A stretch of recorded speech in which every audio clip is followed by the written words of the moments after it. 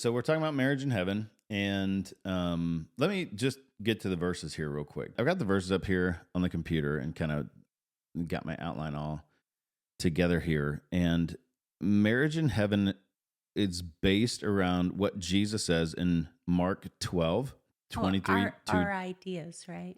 yeah, Our ideas of it. of this. Yeah. Mark 12, 23 through 27. In the resurrection, when they rise again, whose wife shall she be? So basically, they came to Jesus. They're trying to trick him, it says before this. And they say, hey, this guy was married. He died. The law says his brother marries her. That happens 7 times. And so whose wife will she be? Let me read the verses.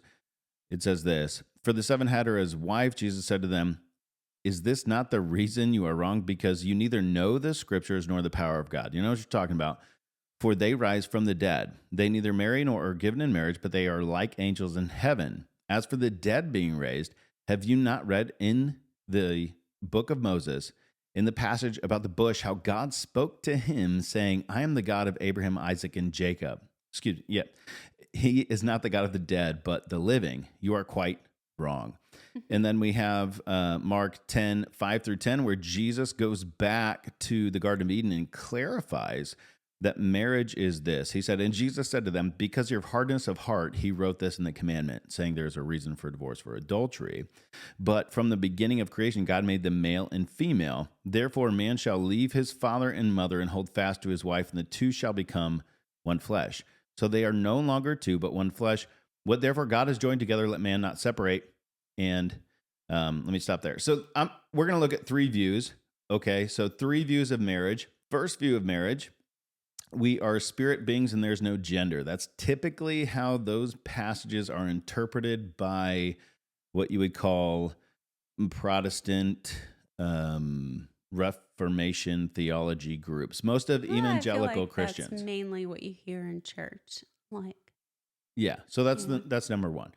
Number 2, there is a one flesh in heaven, and that's actually different than those 2 things. So we're like Adam and Eve. We have that original covenant of Adam and Eve, and marriage continues in some form, or you have an eternal bond in heaven. Like for each man, there's a woman made of his rib.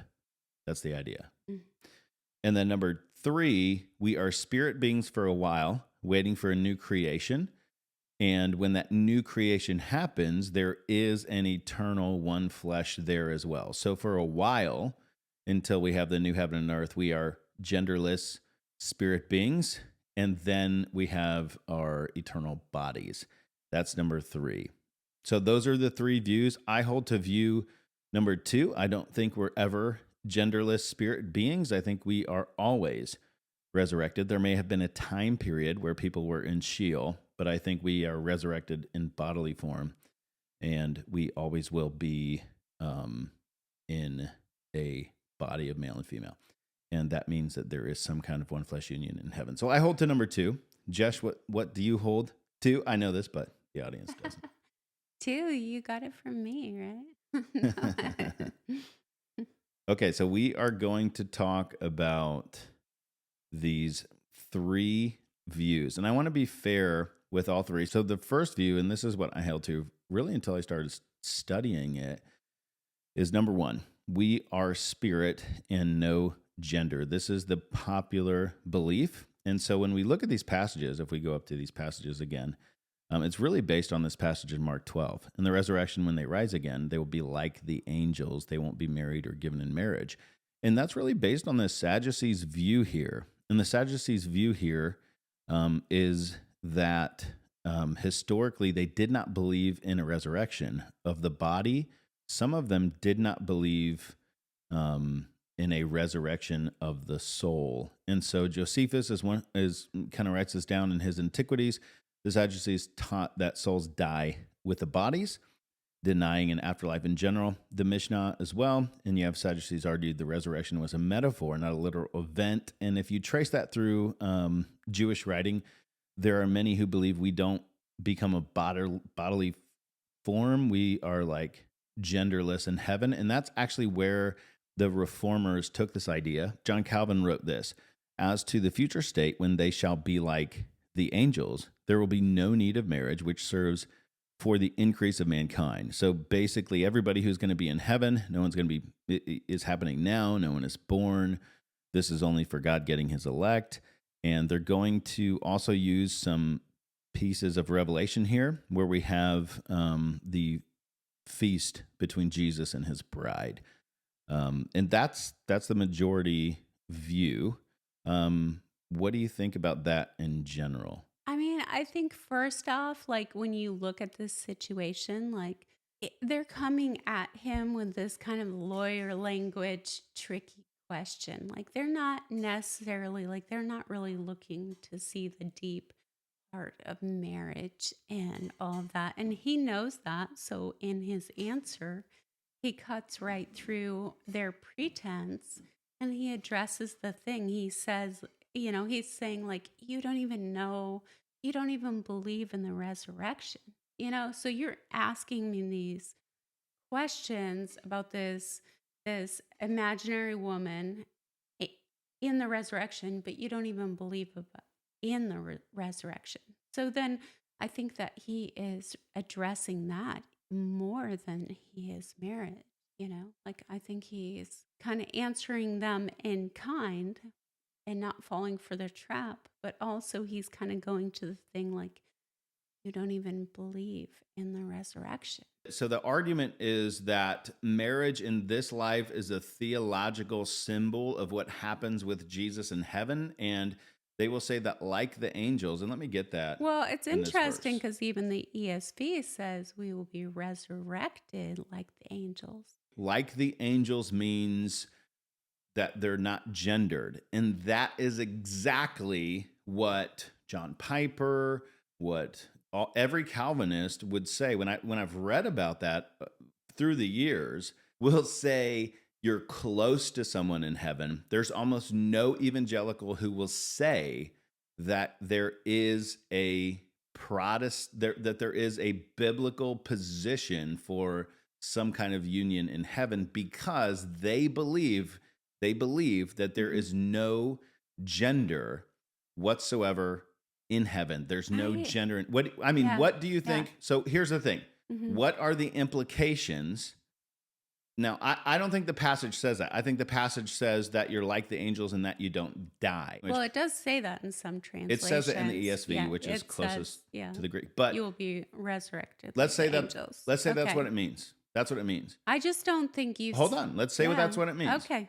So you're a genderless spirit being in heaven. Yeah. Some people even don't think we will have hair up there, If you're a genderless spirit being in heaven, okay. If that's the picture of heaven, now I don't think that that's the picture in heaven represented in the scripture, but let's say it is. Yeah. Then what are the implications in this life, like if you cease to be male and female?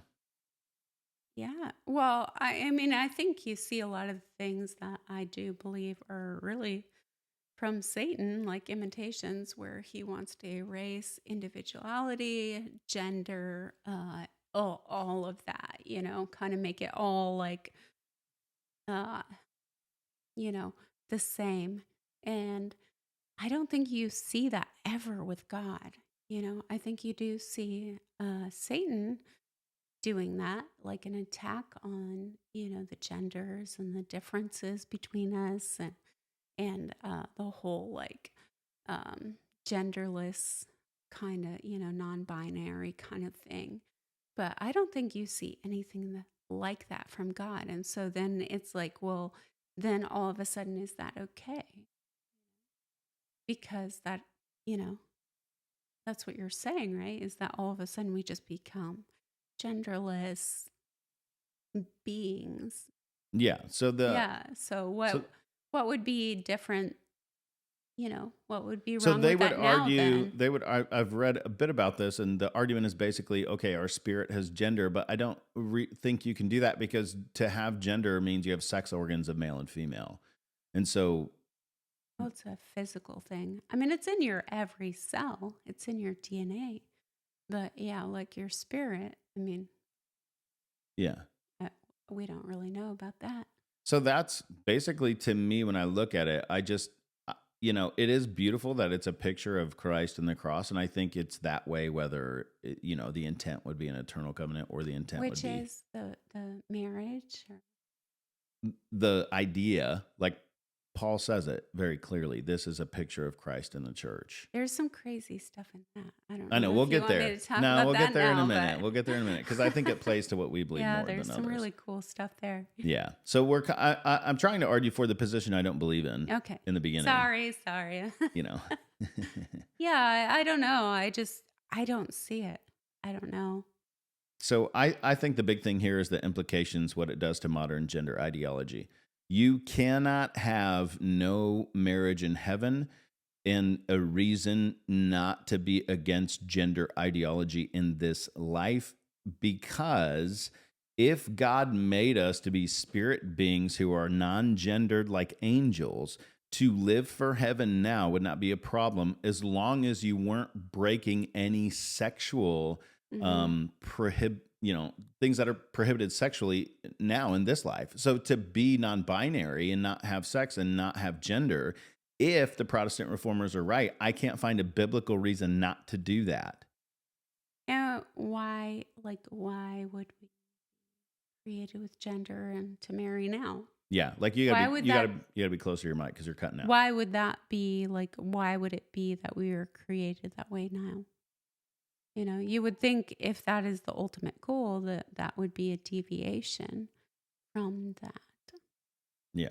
I mean, I don't know. That's where it takes me, and that's kind of where it's always kind of taken me, like, so we're not male and female in heaven. Let me get to the second view in Scripture. So I held this view for a long time, and I believed that we were spirit beings in heaven. And then I started studying the nature of heaven more, and the only passage that made me believe this was this here in Mark and in Matthew. And so let me read this, and then I'm going to get into that second view. So in Mark again, it says, they don't marry or they're not given in marriage, but they're like angels. And then he goes back as to the dead being raised, and I think that's the key here. We are eternal like angels, eternal, and I think that if you look at how Jesus defines marriage, he doesn't actually use the word marriage. Jesus uses the word one flesh. And so when they ask him about marriage and divorce in Mark chapter 10, if I go right up here, it says God made them male and female from the beginning, and they would become one flesh. A man shall leave his father and mother, and so the two become one flesh. So they ask about marriage and divorce, and he takes them to a new word. It's not a new word, it's an old word. It's the very first occurrence of marriage, what we call marriage, in the scripture, and it's one flesh. And so let me get to why I believe what I believe. I believe the intent of God when he joins two people together was that they would be joined eternally like Adam and Eve. That's very clear in Mark chapter 10. And so if we go to these passages and we look into the Greek, we will see that the word marry, given in marriage, is these two words, gemio and gemizo, which means to enter into a contract or to be conscripted. So that's what we do. We enter into a contract in marriage in this life. We say, till death do you part. Or, if someone has adultery, they're even asking Jesus about that. And he goes, that's not the plan. The plan is one flesh. And then in this other verse, he uses the word marriage, but God did not intend for marriage to be a contract. He intended for marriage to be not the gemio, but the sarxmia. The sarxmia is the one flesh.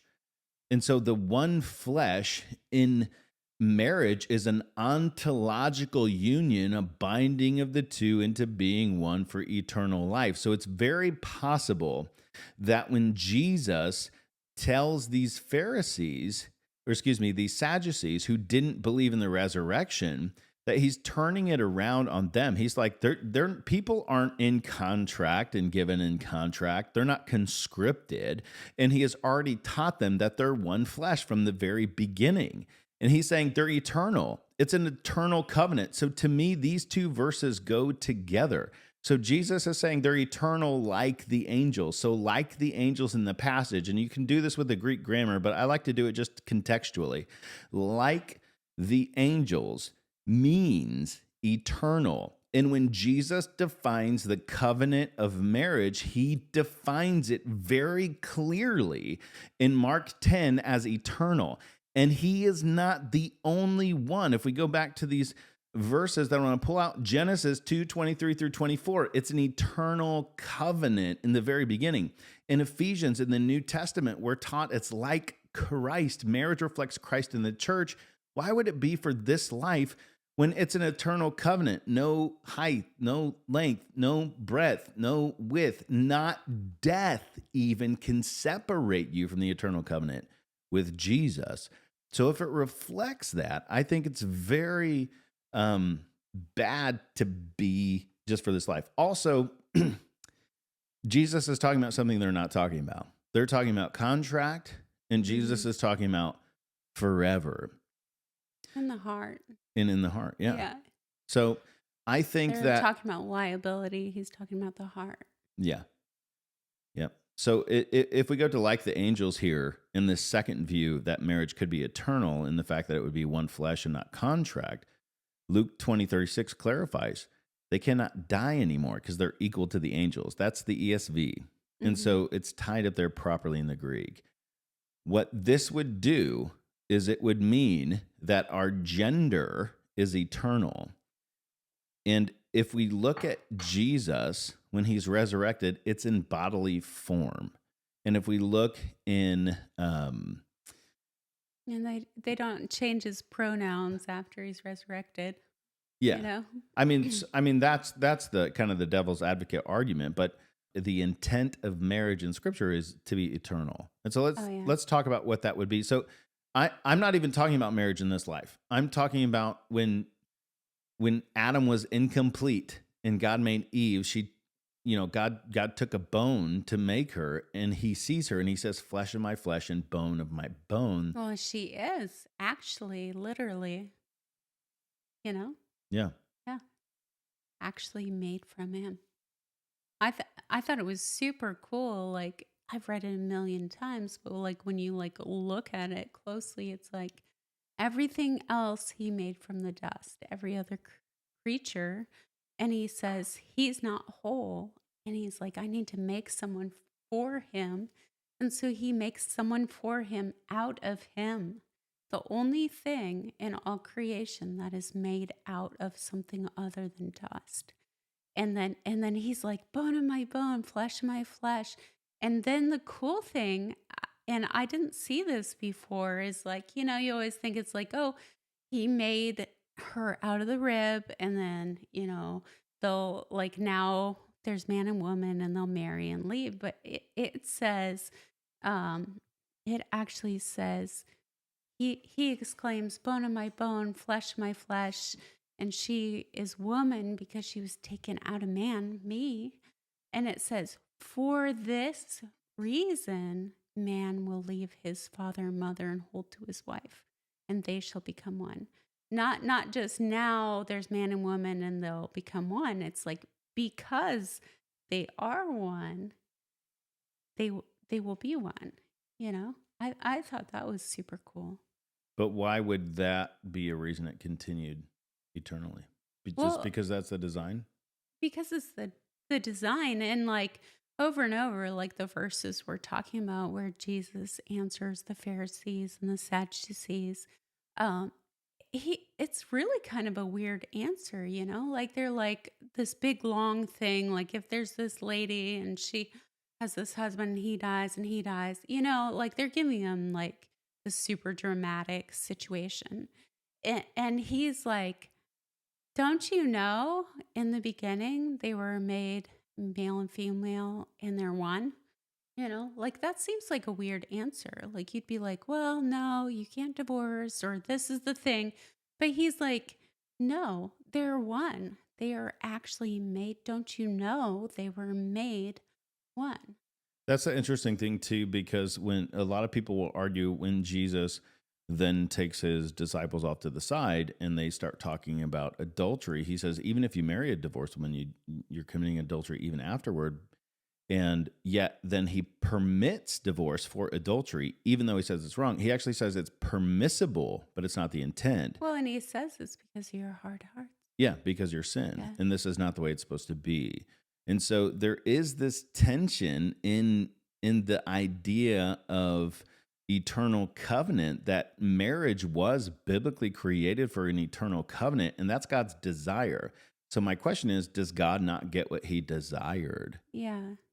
In that sense in heaven? And was it only for the production of children? Because it doesn't actually say that. Here's a cool thing. This is I've never heard this verse in this discussion, but when I was looking at it, it's like Malachi 2:14 through 16.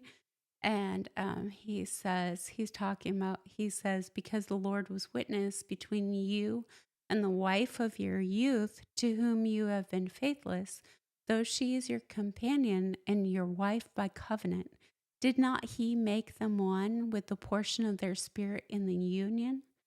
And it's like, it says it a lot of other places, but it's like, it's this covenant with the Spirit of God in it. Like somehow this is a holy thing, And Ephesians, I think Ephesians talks about that. Ephesians 5, which is like the marriage verses, husbands love your wives and women submit and stuff. When I was looking at this, it's like, it actually makes way more sense if you look at marriage as an eternal covenant. Because like when you read through this, I feel like he kind of goes back and forth. He weaves back and forth between Christ and the church as the bride and the husband and wife, and the husband laying himself down. And actually, like, it's so intertwined, it's actually a little confusing to who he's talking about at some points. Yeah, like he goes like he's back and saying, forth. husbands, wash your wives In the word. as Christ does, Yeah. so they will be sanctified. And it's like, do husband, you know what I mean? Like these husbands give their wives salvation. It's like a little confusing, I feel like. But if you look at this as an eternal covenant, I think it makes a lot more sense. And like maybe he's saying, like, as I'm preparing you for this eternal covenant with me, you are preparing your wife and for this eternal That's thing. interesting. So you think, and then he says, do you hate yourself? Do you hate your own body? Do you not that's about feed yourself? Yeah, being nice to your wife. But so you think not a just husband in this life? Like, what if that's this eternal, beautiful thing? Well, let me stop you for a second, Montana. All right. All right, calm down. So you said something there. You said that you think that part of if this is an eternal covenant, and we'll get to like if people die in affairs and all, we'll get to what we think about that if in that case. But if this is an eternal covenant, you're saying that those verses mean that a husband is preparing his wife for eternity. Yeah. Here's the crazy thing.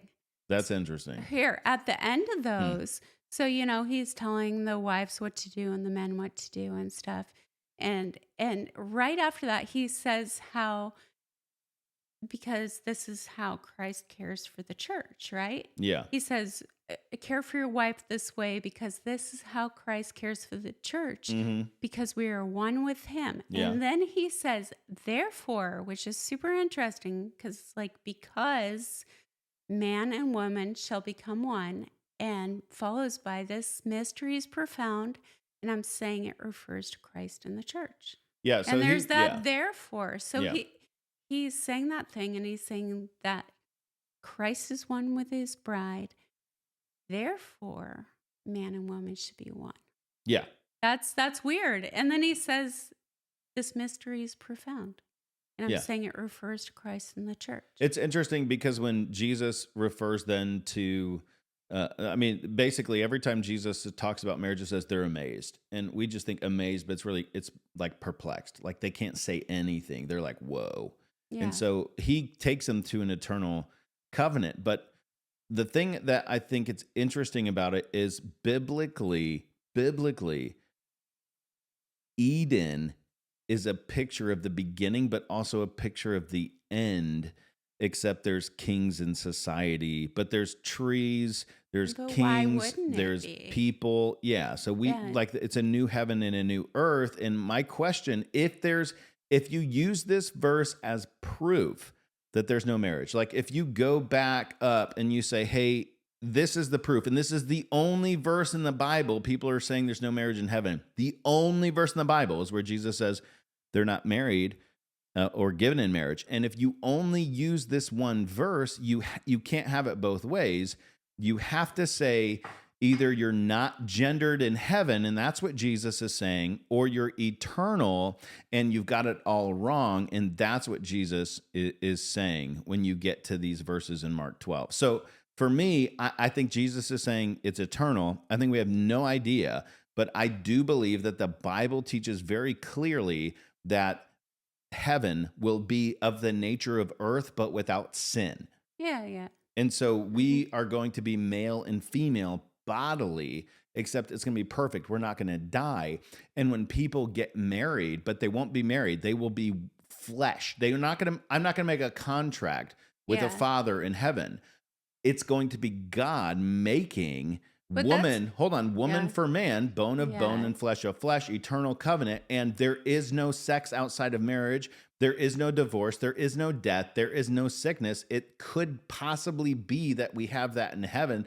The question is are there differences between permissible covenants in this life and eternal covenants that happen in heaven? And if there is, can you make an eternal covenant now? Well, I think some interesting things there throughout the Bible a bunch of Well, you got to times. answer that question. When he refers, I know I'm answering it. Okay. So a bunch of times he refers to like what God has joined together, let no man separate, Yes. And he talks about this union. He goes back to it over and over throughout the Bible. And and I think what he's addressing like with them and what we face now is like, so we've talked about this marriage in like as we know it now is basically whatever is recognized by the government.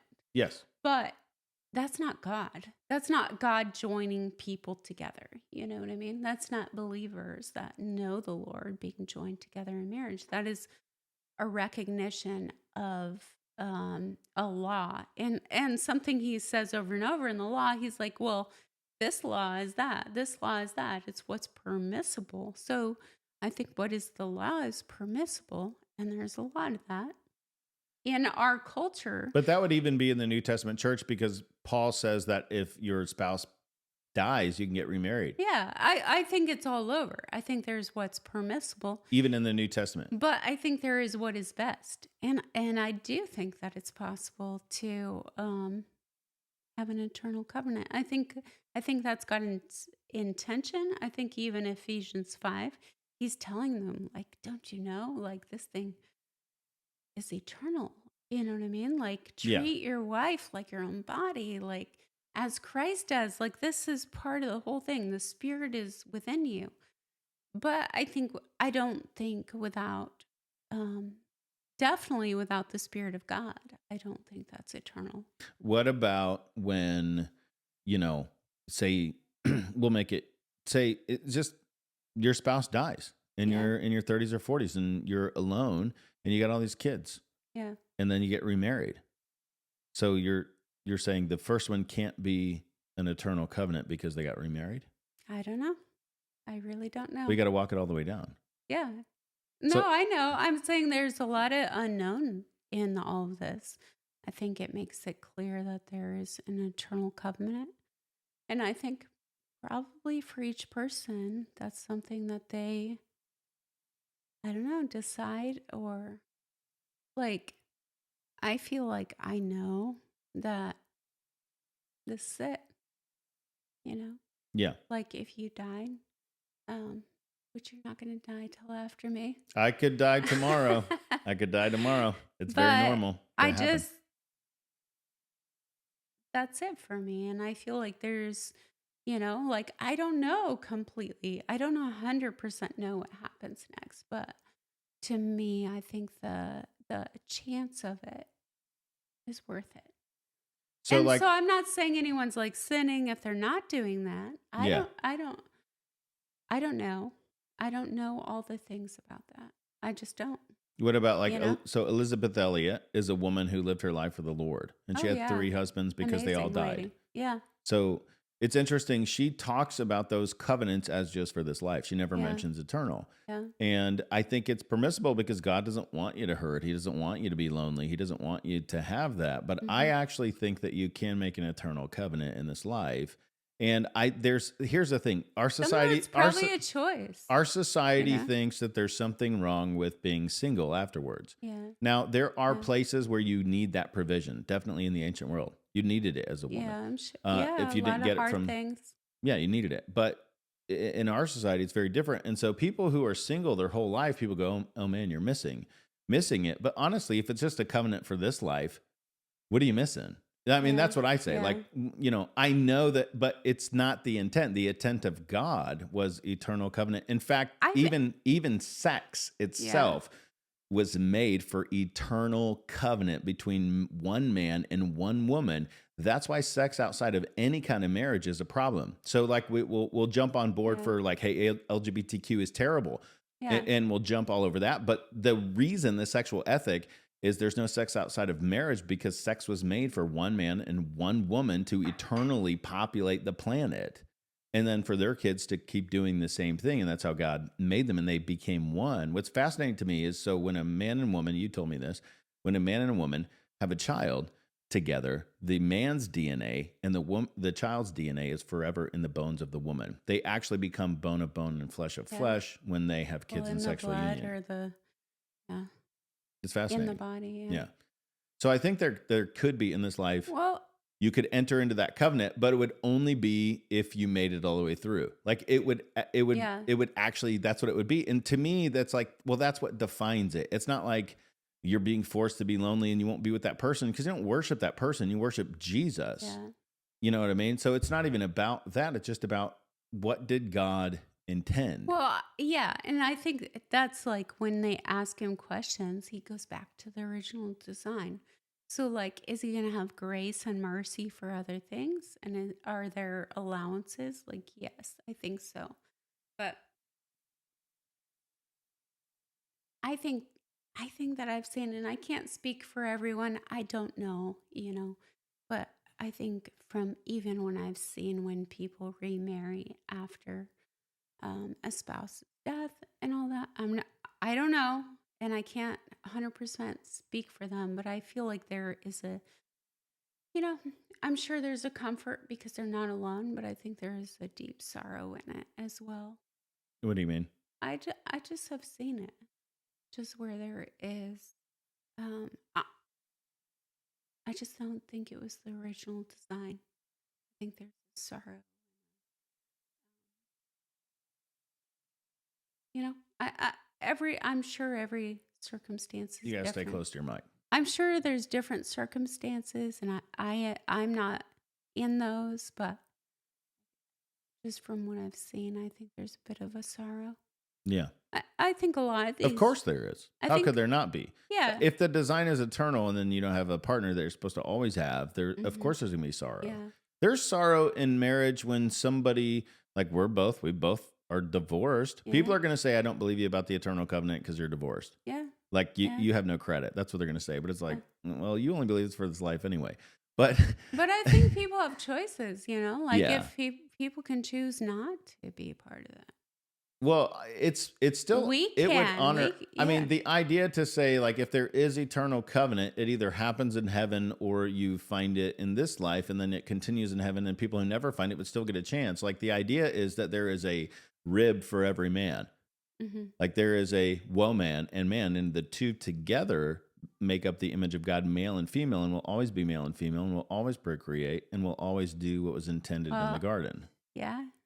And why not? What a crazy thing we think God created this beautiful, like, perfect world, beautiful, like, garden, animals, like man and woman. And he wanted them to have babies and like hang out with him and like rule the earth, have purpose, like do all the like amazing things that he made them capable of. Yeah. And sin ruined that. But why would we think like, okay, so that was ruined. So now when we get to heaven, it's just we're just gonna be like sexless, like floating beings, and like I have no purpose. There's gonna be no babies, there's gonna be no marriage.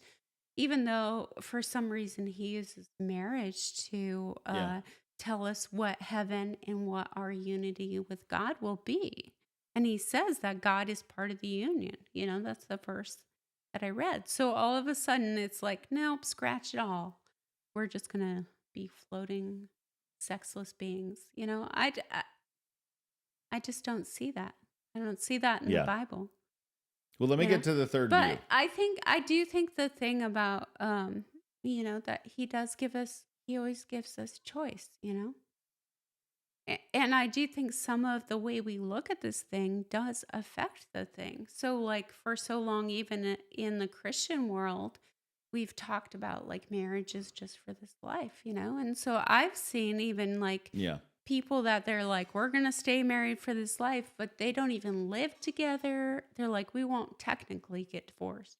Well, But they whether don't live their lives together. They don't love each other. They yeah. don't have any interaction. And it's like, we've checked the box. We're fine. We're good. We made it to the end. Now we're free. And I think some of this idea is like, if it is just this contract for life, then you're good. Then it's that. But what if it's this like transcendent, like beautiful thing that God gives us a glimpse and an opportunity to be part of what he intended in the garden and what he Yeah. intends in heaven? I mean, You Jesus know, uses a word that's ontological.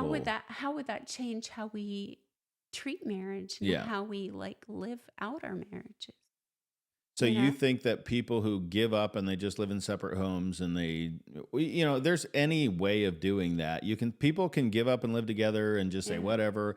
Dudes can just like, look at porn into their 60s and, Yeah. just give up. Ladies can just like forsake their husband and do different things all the time. And it's okay because Even when just we not doing die, anything bad, just like I'm just going to give up on this thing, you know?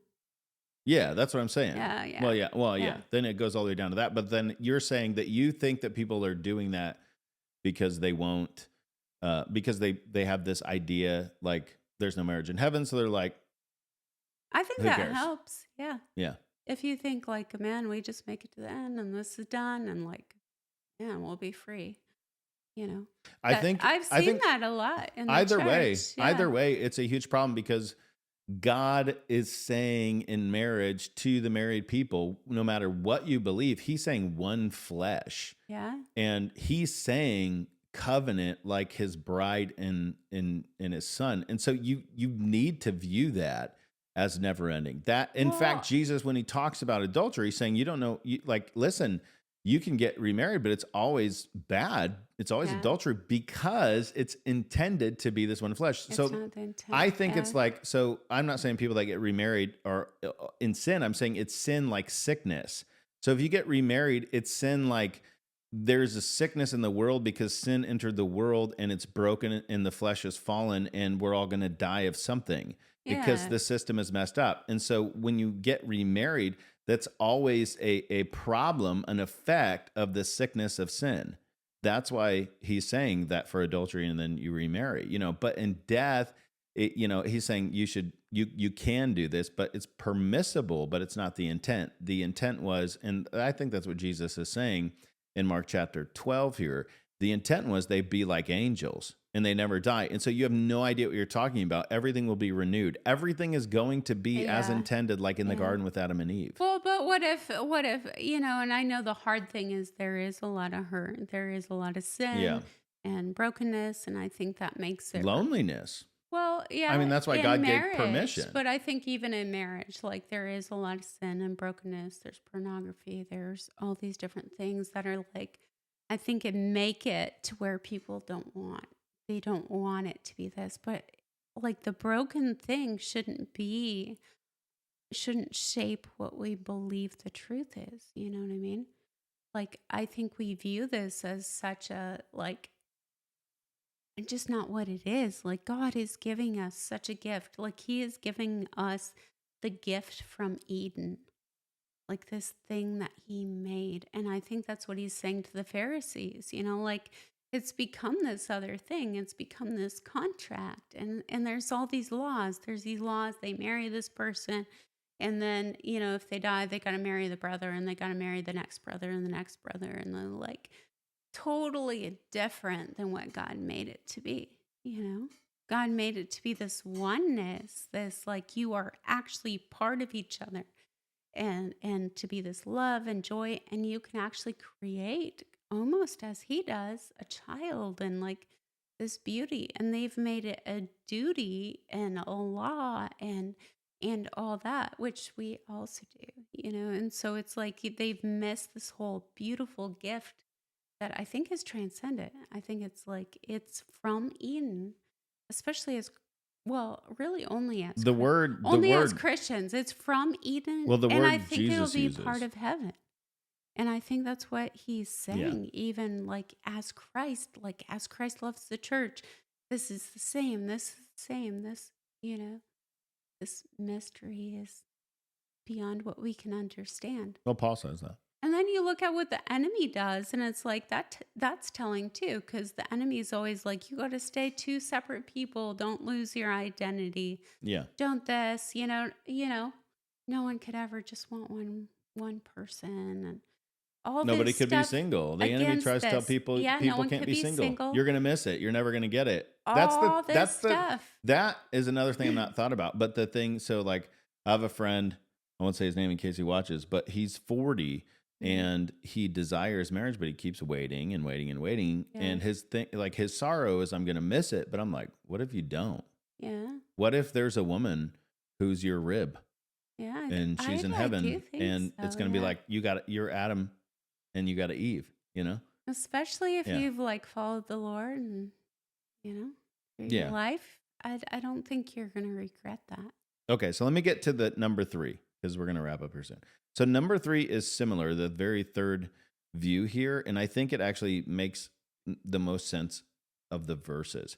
And so part 3 is basically when Jesus is in those verses where He says, we're spirit. There's a sense in which we become spirit when we die. To be absent with the body is present with the Lord, and we become spirit. And like Jesus was spirit, but He's like, hey, I haven't ascended yet. He didn't have His glorified body, and He was going through walls and stuff. And then later we see Jesus in a bodily form in Revelation. And He needed that glorified body. And so the idea is that, and actually when Jesus goes and sets the people free from Sheol, he could be doing the same thing. And death to the ancient Jewish person was separation of the human state, the full human state. If you read in body Talmudic writings and stuff, it's because you're made human, your body, soul, and spirit. And so it'd be the separation from the spirit and the body. So part 3 is this.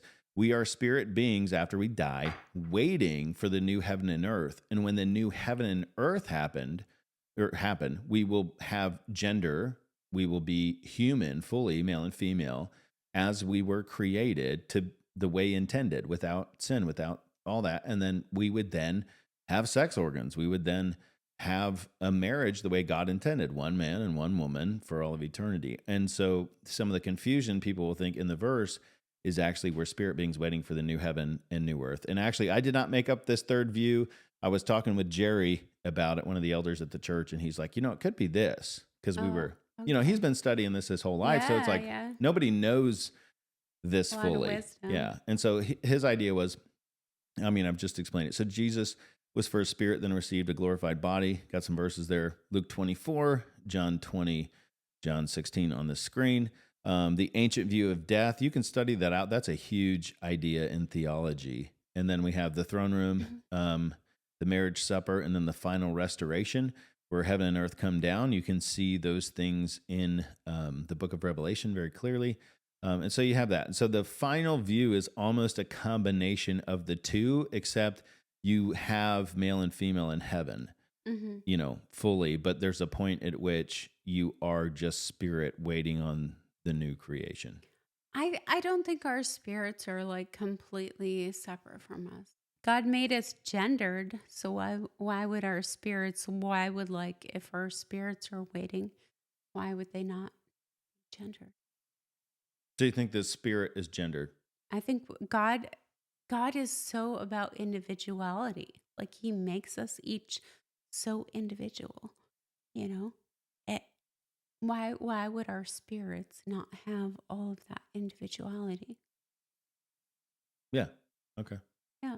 I mean, we have no way to measure that. But how could a We spirit, can't say like what is the DNA of the spirit, but we don't know. what defines So gender? we don't know. I mean, to me, that's the thing. Gender is actually defined by sex organs. But that's how we can define it. We don't know anything about the spirit. We Yeah. can't measure the spirit. We can't measure the DNA of the spirit. So we don't know a lot about it. So you think if we are spirit, we're still male and female without? I think we're still the whole thing that God created to be. Yes.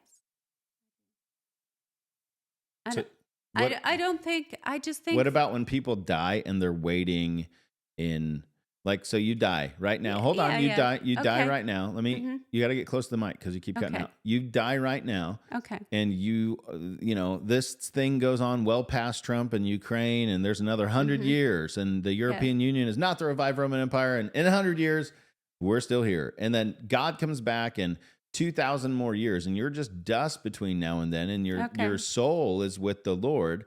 Yeah. You think that soul with the Lord is going to be body and soul? Like, you don't think you're ever separated from your body? I mean, I don't know, but I think all of us is who God created us to be.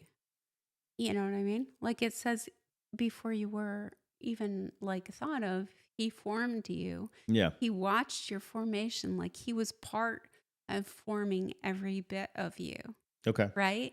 Like he was. And he did that for a purpose, for a reason. Like part of who he made me is to be a woman. You know what I mean? He made my soul and my spirit and all that. Well, I just don't see why we would think, like, even so, if there's a waiting period, why do we think that our soul would not be what he made us? Why do we think that it would just be some generic, more generic sort of thing? If anything, I think it'd be more individual.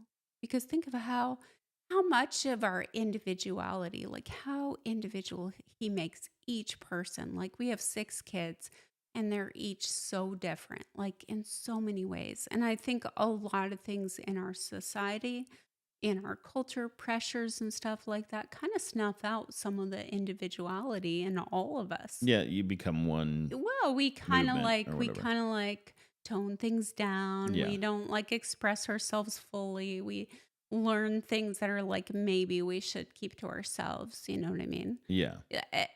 But God made us each like wildly like different and individual and like different giftedness and all this. And so I just think the idea that then when we're a spirit with God, that suddenly we would be less that, I think that's just crazy. Like, I think we would be far more that individual that he made us to be Yeah. for his glory. Like he loves that. Like for whatever reason, he takes glory in making us each like these vibrant, different creatures, you know? I mean, you even see that with animals. I mean, and But what's that got to how do with much your more soul us? and your body having to be together? Because that's what gender is. I know, but I'm saying, so then we think like, oh, if your soul goes to heaven, all of a sudden your soul's going to be hanging out there just like kind of blah. Like you don't have a gender, you don't have a whatever, you're just, what? Why would that? Yeah. Why would that be? I don't know. I'm just saying, where do we get that idea?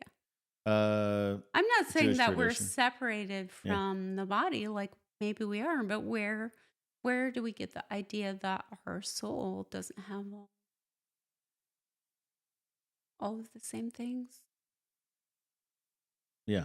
You know? So I mean, it is interesting because the different views of hell, the reason that I don't believe in the annihilation, like that hell is like a permanent death, the reason I think that there's like a lake of fire and stuff is because everything's eternal and you were made to be eternal. And so in the end state where God brings you up to heaven, you're eternal. It's the intended body, and so then it would either have eternal life in heaven or eternal life in hell, just because it was made that way and it will always be that way. An interesting thing to bring up too, I think, in the conversation is that it could never be separated for any period of time, because as soon as you die, you could be in the dimension of heaven at the end right away, and time is a construct that we see in this dimension but not in God's. Well, yeah, You know. he's outside of time, so Yeah. who's to say? Yeah. It could be instant, but I just So you're not third view. No. You wouldn't take this third view. So you're like No. Jerry, you would not take Jerry's view. I appreciate it. I just well, what are you saying? I'm not saying we couldn't be separated from our body. That's what I'm just saying the third view I is. know, but we define the spirit in a way that we have no idea. So we say the spirit can't have gender. We say the spirit can't have these things, but why? Because gender is defined by sex organs. But how could we say whether the spirit has sex something? So you think the spirit has sex organs? I'm just saying, I think that we are. It's actually a good question. I think we what don't fully God know. has made us, that is part of our spirit too. I don't think you take the spirit out and then we're not that. I just don't think that. I don't think that if you take my spirit out, that I'm non-gendered, that I'm non-binary. I don't think that. I think that God created my spirit as part of who I am. And I don't understand that. I don't know what that looks like. Yeah. I don't believe that. Why would that be? So And could you have spiritual children? If it is, so even if it is, where do we get that idea? Show me something that says that. Says That we're non-sexed spirits. Well, that would be the first view of what Mark says. Mark chapter 12. Like the angels. Yeah. So you will not be given in marriage. The implication is you're not gendered, because you can't, in that you're an eternal being, because you can't basically get married and have sex if you don't have sex organs. And so he's saying you're not flesh. Yeah. So the whole idea of gender, I mean, I is don't think based that's around what having, he's saying. I don't think that's what he's saying either, Yeah. but it brings the idea of, is he talking about a point in time where we won't have a body? And we do see like Jesus going to Sheol and bringing people to heaven. And then we do see, a renewed state. But we're never told bodies. that he didn't have a body. No, but Jesus. And he did even like eat Jesus' and body, stuff to prove that he did, even though he was like walking through walls and stuff. But when he first comes back, he's like, don't touch me. I don't have my body yet. You know what I mean? So it's interesting, and they don't really recognize him fully and stuff. So people believe that he's in a spirit state, and he's not.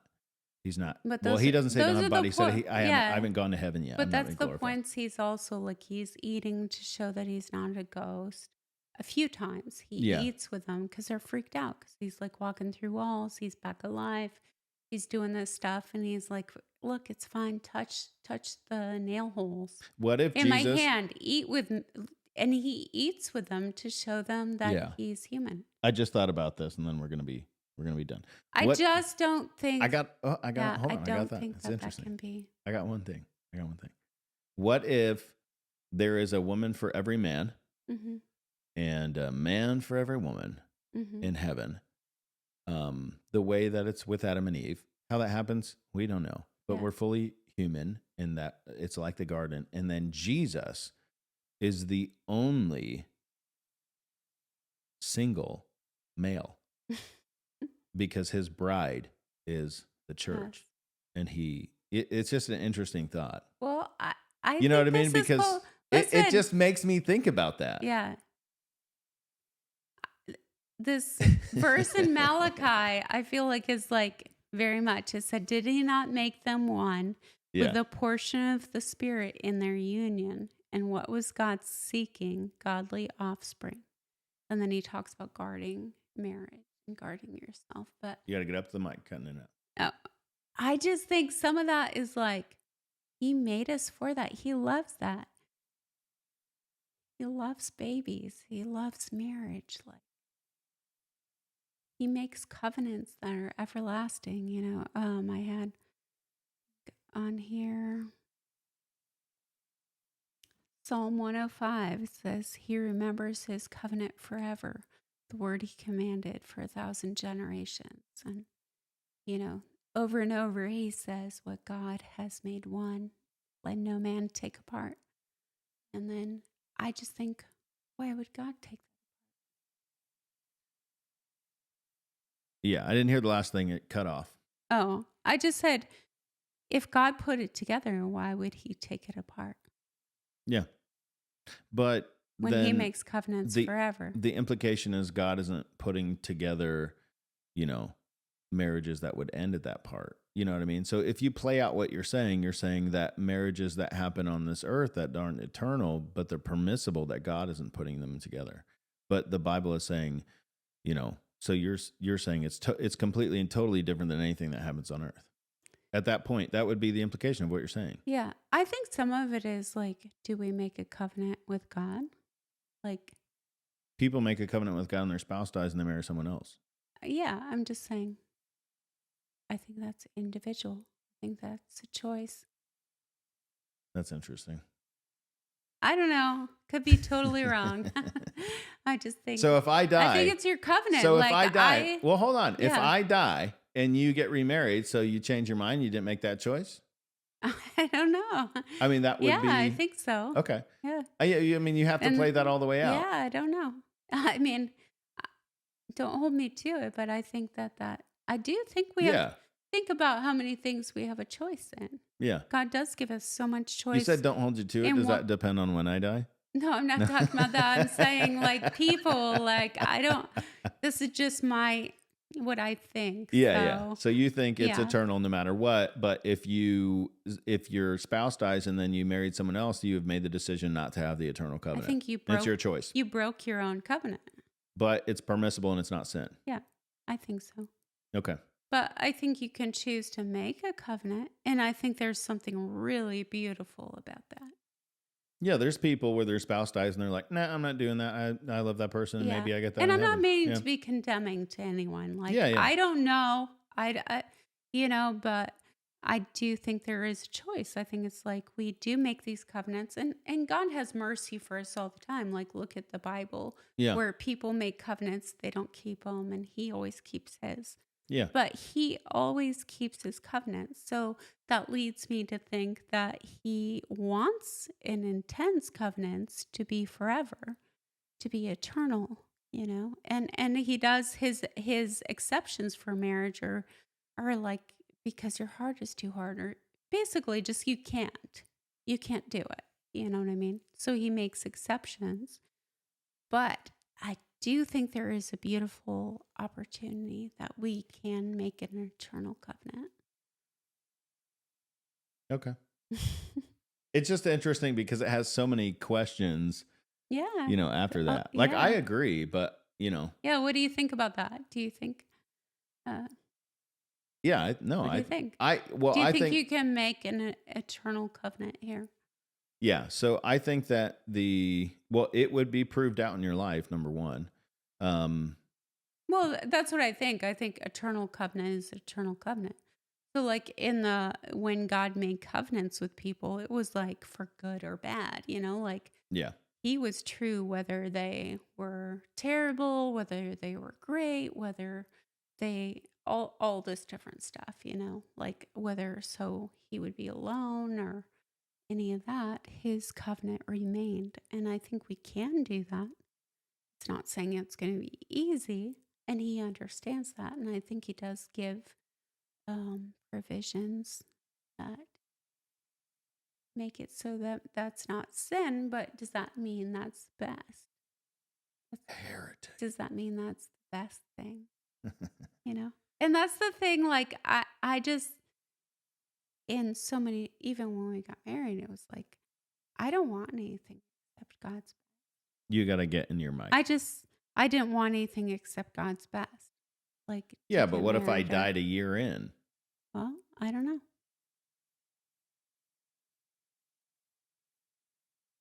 No, I'm good with that. I'm good. So here's what I think. When I look at the verse, when I look at Mark 10, uh, 5 through 10, they ask him about divorce, and he says, you don't know what you're talking about. Because of your hardness of heart, you wrote this commandment and he's talking about the law. He's saying the law of God allowed for divorce because you were sinners. That's what he said. Yeah. And it was legal, and we still have legal ramifications. So Jesus defines that. And then Jesus is saying God made them male and female. Therefore, a man shall leave his mother and father, hold fast to his wife, then two become one flesh. And I go, okay, so Jesus takes it back to Genesis 2. Well, the intent is eternal. And so Jesus is saying, and then if he's saying it's Adam and Eve, you have no idea what you're saying.